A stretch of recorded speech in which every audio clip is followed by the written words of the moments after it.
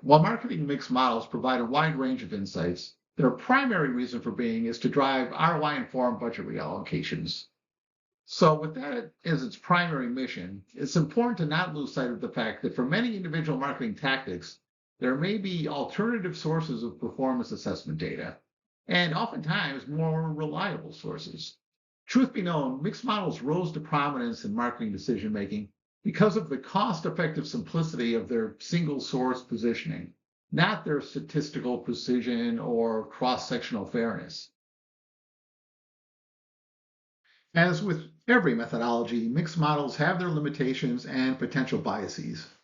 So, if we are truly committed to the mission at hand, we need to remain aware of not just mixed modeling's benefits, but also its risks, and where possible, take steps to work around them.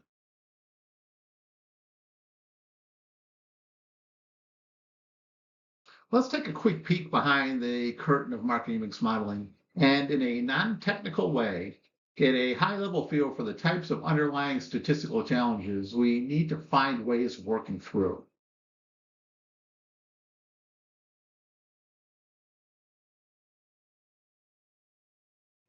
To understand the primary cause of mixed modeling's implicit directional bias in favor of some marketing tactics and against others, the most important thing to remember is that the lifeblood of a marketing mix model is week to week variation in both sales data and marketing execution data. If mixed modeling is your statistical superhero, a lack of variation is its energy sapping kryptonite. Okay, so what are the implications of this?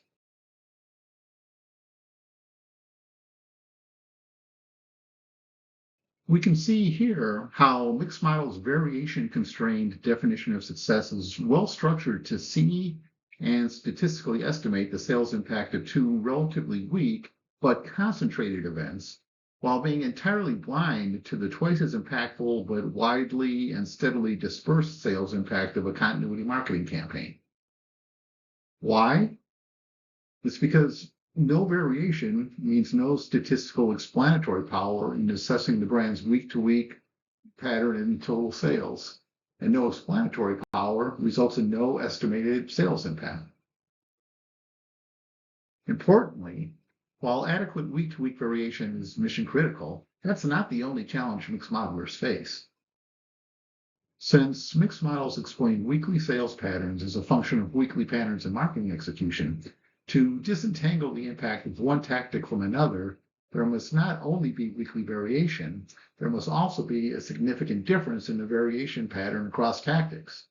As you can imagine, this issue becomes increasingly difficult to manage as the number of tactics included in a model increases. Where the weekly execution patterns of multiple tactics are too similar, the statistical limitations of the model allow it to only assess such collinear tactics in total.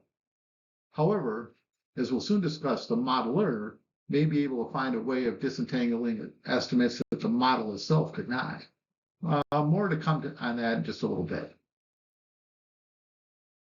Finally, since each store level or DMA level data point going into a mixed model represents the cumulative purchasing of many thousands of consumers, they are also not well suited to disentangle the sales impacts of narrowly targeted, low reach marketing events. When looking at total store level or market level sales, the incremental impact of an event reaching only a small fraction of the model brand's volume base is often statistically indistinguishable from marketplace noise. The good news is, if you can't hear your friend's hearts beating from across a crowded room, it doesn't mean they're dead. You just simply need to move closer to them and use the right tool for the job.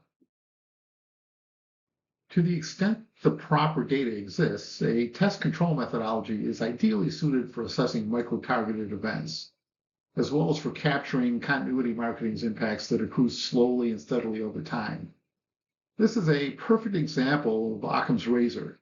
When available, this simpler solution that requires the fewest assumptions will generally yield the most reliable results.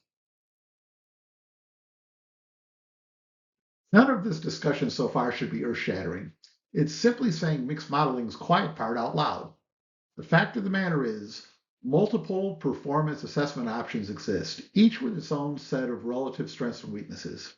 There's just a ton to be gained by simply recognizing this reality and finding ways to make your mixed model deliverables a compilation of best available insights on ROI enhancing budget reallocation opportunities, as free from known distortions and biases as possible. If you have a continuity marketing campaign that your model is struggling to read due to a lack of variation, but you have A/B test insights on that campaign, use those insights to massage your model results to better align with best available knowledge. If you have a low reach digital campaign that is getting lost in your mixed model's market level input data, but you have MTA insights, use them to make your mixed model stronger. If you have advertising copy variables in your model that can't be reliably split apart due to collinearity issues, but copy test data is available, well, put it to work.